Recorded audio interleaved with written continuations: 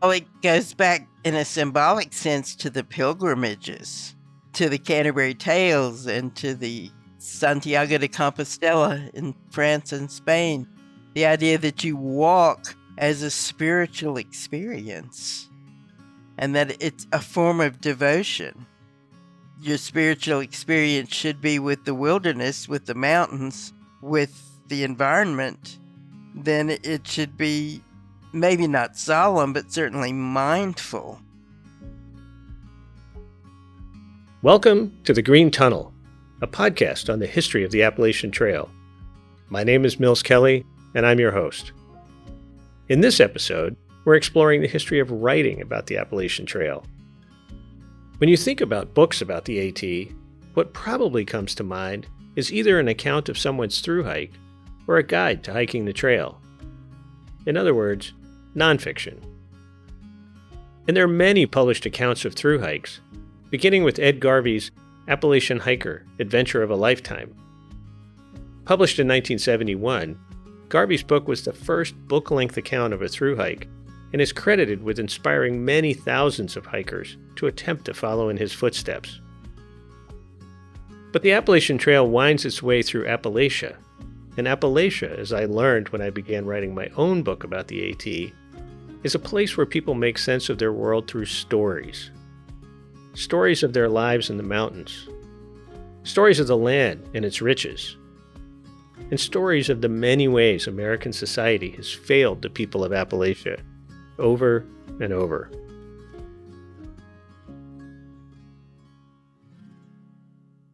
Novelist Sharon McCrum has a real affinity for the mountains traversed by the Appalachian Trail.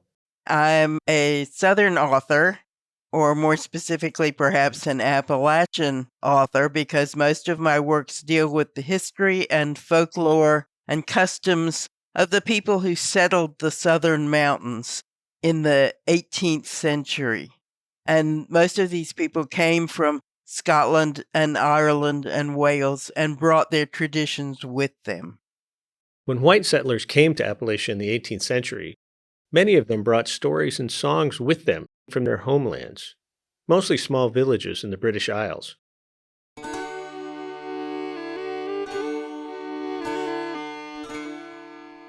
At the end of the 19th century, the British folklorist Cecil Sharp began collecting, or at least trying to collect, those old folk songs. When Cecil Sharp was looking for the ballads that he had seen referred to, went all over Britain and couldn't find them. Everybody was singing music hall songs. And then he got a letter from Olive Dame Campbell, who founded the John C. Campbell Folk School in Brasstown, North Carolina, on the Georgia line. And she said, "You know the songs you're looking for? They're here. You better get here fast, though, before the radio does." So he came over, got a mule, because there was no highway system then, and went from cove to cove, interviewing people and asking them to sing songs for him. And one woman, Jane Hicks Gentry, who lived in Hot Springs, North Carolina, in Madison County, sat down and sang him 500 songs. And these are the songs that had originated in Scotland and Ireland and England and had been lost over there. But they're here. Those songs and those stories were essential to the fabric of the new settler communities in the mountains the AT traverses, because they were the threads that kept those settlers connected to where they'd come from. That little trunk you packed to go on the ship had to carry practical things. The things that really reminded you of home, the stories, the fiddle tunes, the quilt patterns, the ballads, you had to carry all those in your head. But they were the family heirlooms. And you treasured them because you didn't have the cemetery in the old home place and all those familiar things. All you had was what you brought in your memories. And they kept them and handed them down. And so we kept these things when they were lost in the place they originated, and that's why. I have a lot of experience with that music because I'm on the board of a wonderful little nonprofit in Floyd, Virginia, called the Handmade Music School. The philosophy of our school is to hand down the songs and dances of Appalachia from teacher to student, note by note, step by step, the way they've been taught in the Blue Ridge Mountains for centuries. If you ever have a chance to attend one of the performances of the young people learning this music, you'll see for yourself not only the joy they experience learning and playing those old songs, but also the joy their teachers have in keeping these mountain traditions alive. When I was researching my book on Virginia's lost Appalachian Trail, everyone I sat with wanted to tell me stories. Stories of how their families came to the high plateau of Southwest Virginia after service in George Washington's army, how their grandfather helped build the Appalachian Trail nearby, about the Great Flood of 1940 when they saw a church float past on the New River, or about the 1912 courthouse shooting in Hillsville. These and many other stories were essential to the way that they understood their place in the world and how they wanted to help me understand it as well. What brought me to Sharon was her cluster of novels set in Appalachia that she calls the ballad novels. These books, set in the same mountains the AT hikers traverse every year, tell stories of loss, of environmental degradation, of justice lost to greed, and about losing the land to outsiders, especially corporations. And of her ballad novels, the one I think speaks the most to the experience of Appalachian Trail hikers is She Walks These Hills. Every hike on the Appalachian Trail is a journey, whether it is from a parking area to a viewpoint half a mile away, or lasts almost 2,200 miles and many months. And almost every book ever written about the AT, fiction or nonfiction, uses the journey as a central motif. There are three main journeys in She Walks These Hills, and it's the second of those three that I think really speaks to the experience of so many AT hikers. The second journey is the journey of a professor at Virginia Tech who is studying the pioneer kidnappings that happened when the Shawnee particularly, and sometimes the Cherokee, would take prisoners when they raided a settlement. The kidnapping of Katie Sage was one of the stories that I was told over and over when working on my book, and she was one of the women being studied by that fictitious Virginia Tech professor. Sharon considered using Katie's story, but in the end decided to use the story of Mary Draper Ingalls, who was kidnapped with her two young sons in what is now Blacksburg, Virginia, the home of Virginia Tech, in 1755. She was taken all the way to the Ohio River through West Virginia, and she escaped and found her way back by following the New River. And so my professor, Jeremy Cobb, is studying her for his dissertation, and he decides to duplicate her journey.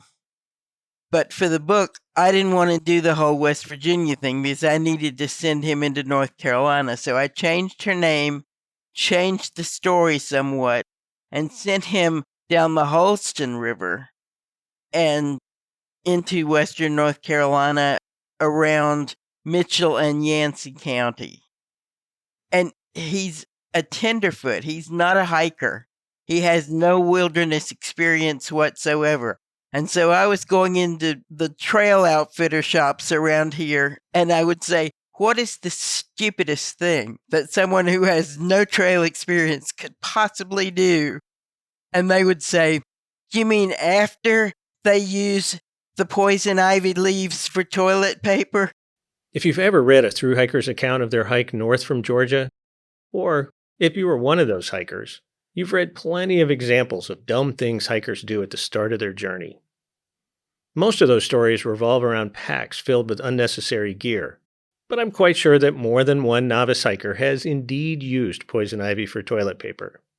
I haven't met one of those, but I might know someone who dug a cat hole at the base of a large tree, leaned their butt back against the tree without knowing that the fuzzy vine on the trunk was poison oak, and was sorry for weeks. But I'm not naming names.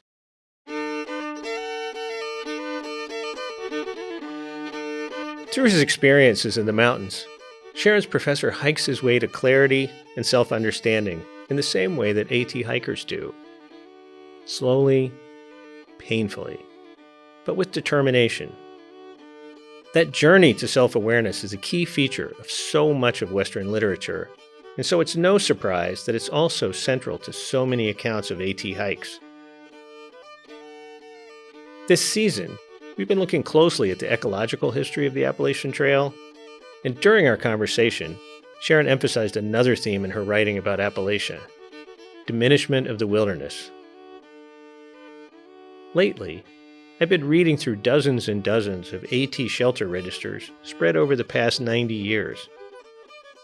One of the things that jumped out at me while reading all those entries was about what makes the Appalachian Trail so popular with so many people. It's the opportunity to experience real wilderness, even if only for an hour. But as we've discussed in some of our other episodes, the mountains of Appalachia are a little less wild every year.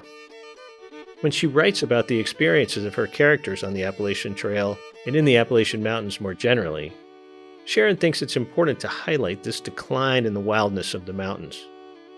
I had the feeling that a lot of what we're seeing today is, especially in the natural environment, is a diminishment of what there used to be. When our ancestors came in the 18th century, they were chestnut trees that were enormous. 10 people joining hands could maybe encircle the trunk. And these trees were 50 feet high. They're gone now. A metaphor that I really liked was that we used to have wolves in the mountains here. And so a couple of years ago, West Virginia decided that they wanted to bring wolves back. So they got some red wolves, the little doggy wolves, because they couldn't afford big gray guys. And they put radio collars on them and turned them loose in the wilderness. And they keep an eye on them through the radio collars. And so if it's a bad winter and things look like they might have trouble getting enough food, somebody sneaks out with Purina wolf chow.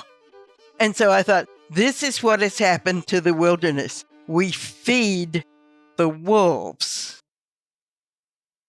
I love chatting with Sharon about setting her novels in the landscape the AT hikers pass over and through. So nice to get a novelist's take on the mountains we all love. But most of the writing about the Appalachian Trail over the past 100 years has been nonfiction.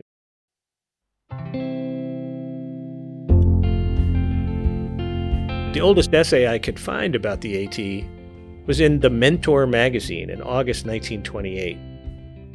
That long-defunct magazine had a mission to educate Americans through essays on art, history, literature, travel, and science.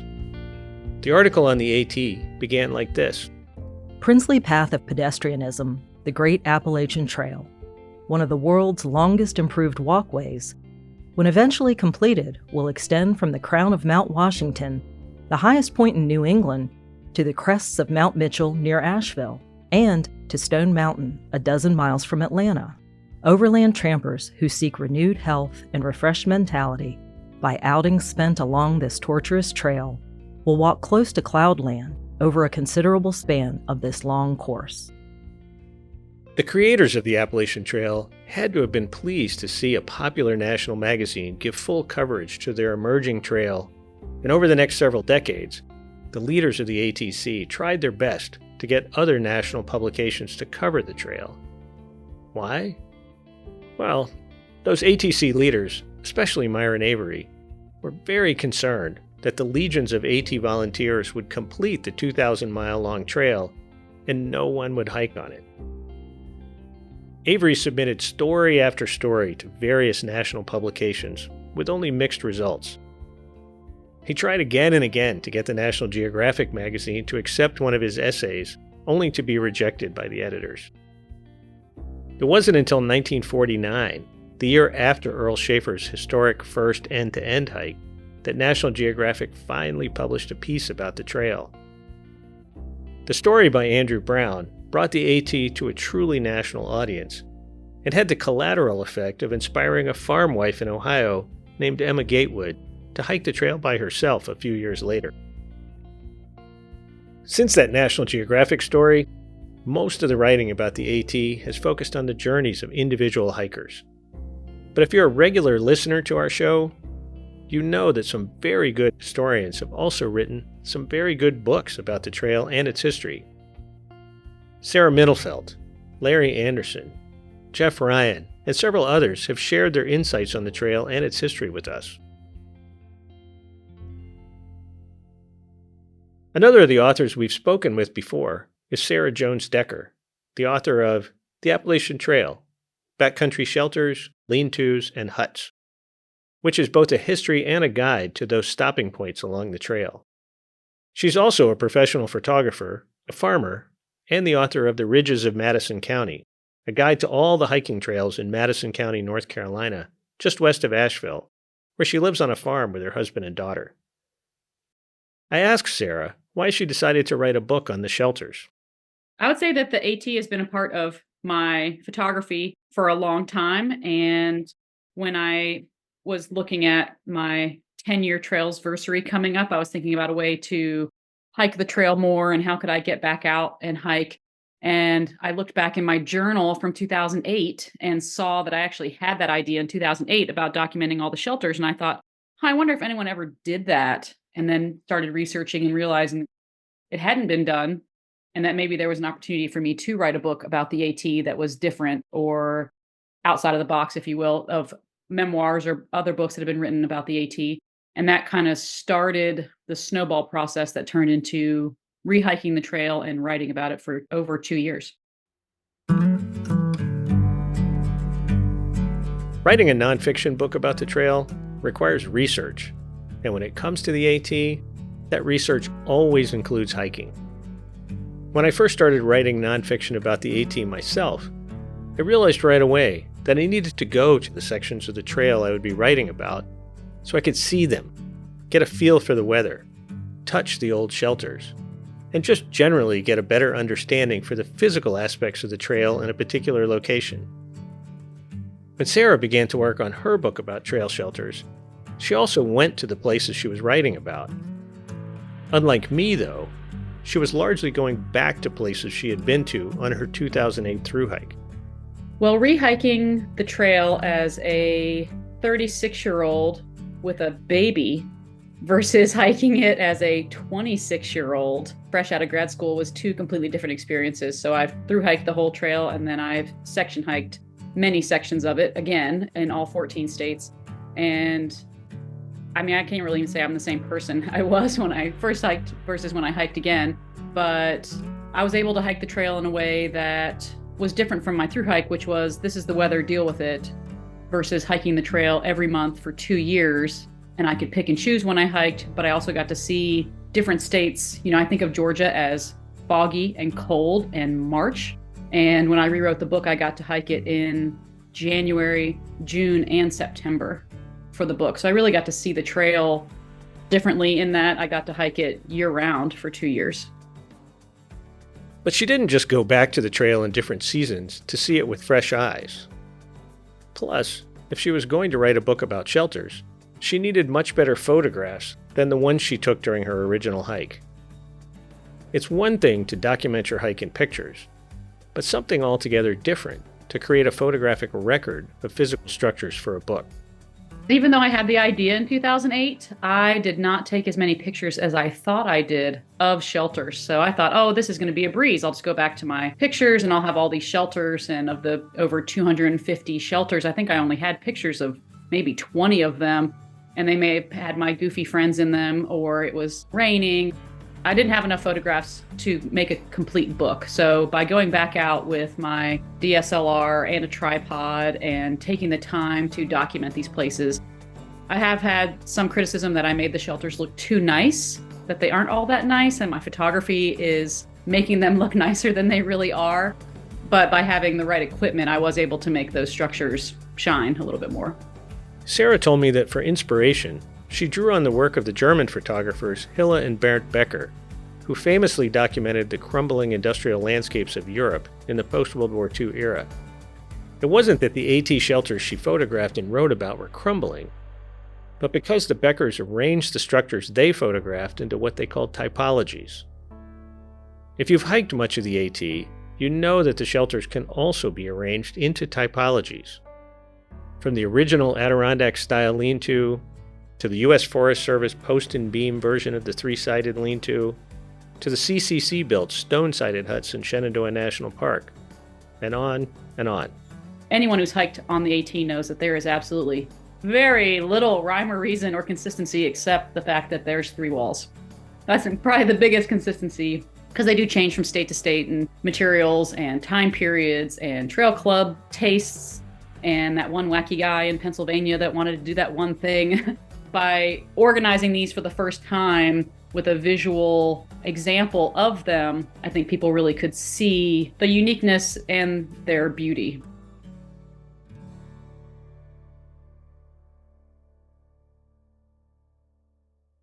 One of the things that makes writing about the Appalachian Trail's history challenging is the fact that the records of that history are spread across almost 40 different archives, ranging from the National Archives of the United States to the archives of the ATC, to the various club archives, some of which are in libraries, some of which are in archives, and some of which are in plastic tubs in someone's basement. Over the past half-dozen years, I've visited archives in New England, the Mid-Atlantic, and the Southeast. Sometimes I've been sitting in very formal archival reading rooms, wearing white gloves as I examined letters and photos. Other times, I've been in a public library, university libraries, trail club offices, in a warehouse filled with boxes of material ready to tip over onto my head, in a freezing cold storage facility in a former factory, and at someone's dining room table.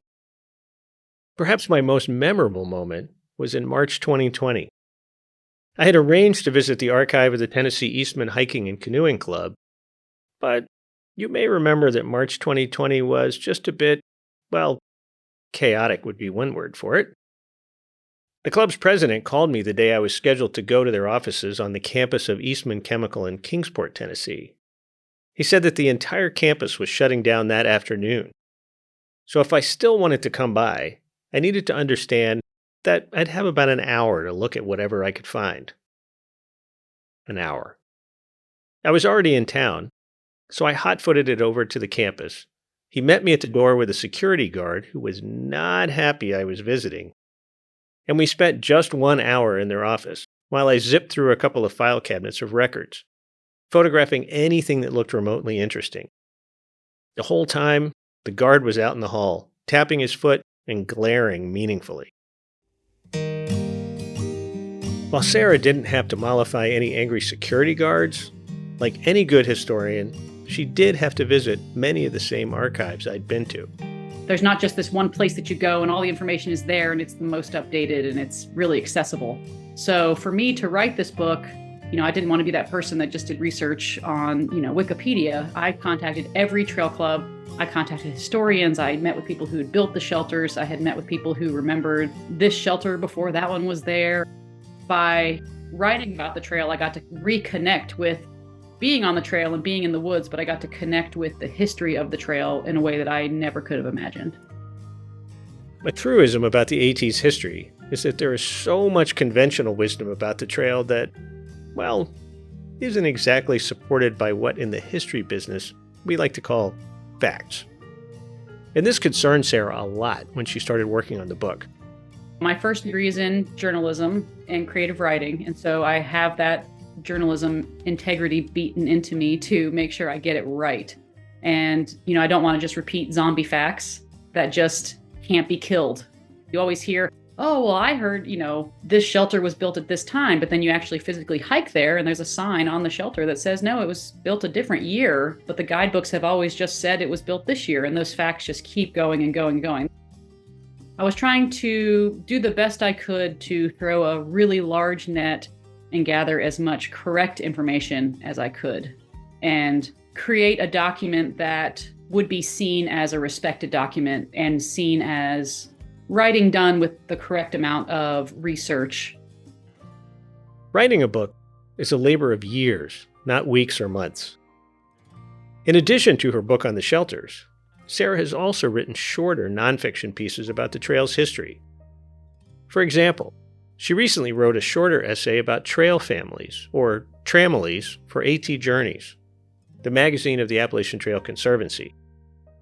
I asked her to tell us the backstory on that article and how writing shorter nonfiction was different from writing an entire book. Writing the Tramily article was probably one of the easier articles to write because I was writing about family on the trail and the family that I have created in the last 3 years of three-section hiking the AT that goes through my county in North Carolina. Even though we didn't have that catchy word Tramily when I thru hiked in 2008, I absolutely had a trail family in 2008. And it ebbed and flowed, and I hiked with a brother and sister for 2 weeks, and I hiked with 2 old guys for a week, and then I'd hike with this one guy for a month, and it was always kind of changing. But my trail family here, we're all previous thru hikers, and we all are married and have kids, and we all are so excited to get away that one weekend a month to do stuff, and we've done some really amazing things together. By no means is a tramily necessary, and anyone can go in the woods at any time and find their solace and find their quiet, but the idea of sharing the hard times together can often make things easier, and having someone to share the adventure with makes the good times great and the hard times bearable. People who don't spend a lot of time on the AT or any other long-distance hiking trail often view long-distance backpackers as solitary, grubby, and possibly slightly strange creatures who don't smell very good. All those things are true, except for the part about solitary. The trail family phenomenon is something I've seen in my own research, and it emerged in the late 1970s as long-distance hiking really began to take off. And what I found in the records of the 1970s and the 1980s mirrors Sarah's own experience when she thru hiked in 2008. Hikers just seemed to gravitate to one another for long stretches of time. I just think it is a way to share the suck together, because it isn't always sunshine and rainbows, and anyone who's hiked any considerable length knows that it's not always perfect weather or a perfect day. And I think those things bring us together out there. I think you can see that whether a writer is telling a fictional story like the tale of Sharon McCrum's Professor or Sarah Jones Decker's nonfiction trail family, some of the very best writing about the Appalachian Trail uses the journey as the central motif. Sometimes those journeys are real, sometimes they're made up, but they speak to us in similar ways.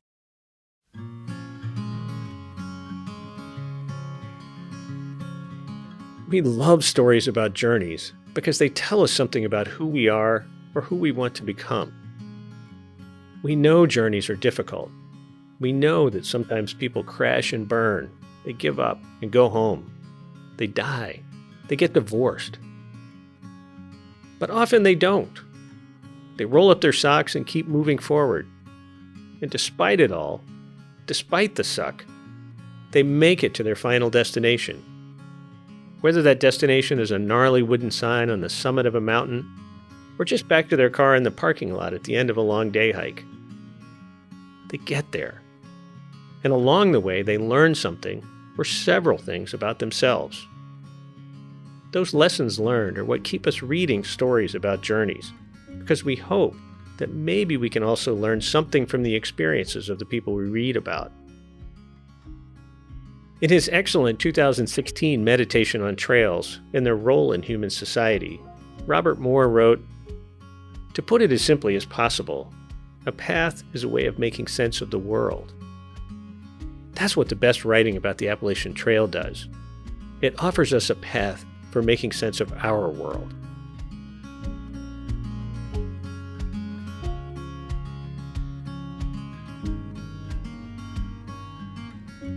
The Green Tunnel is a production of R2 Studios at the Roy Rosenzweig Center for History and New Media at George Mason University.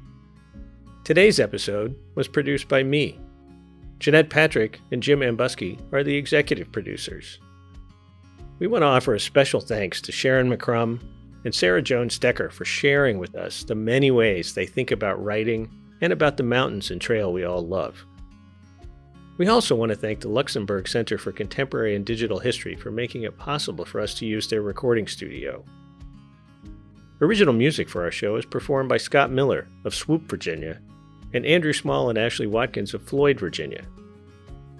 We're able to bring you this show through the generosity of the Andrew W. Mellon Foundation and many individual donors like you. If you enjoy the Green Tunnel podcast, we have some more great shows for you at R2 Studios. Take a minute to check them out at r2studios.org. Thanks for listening, and we'll see you soon.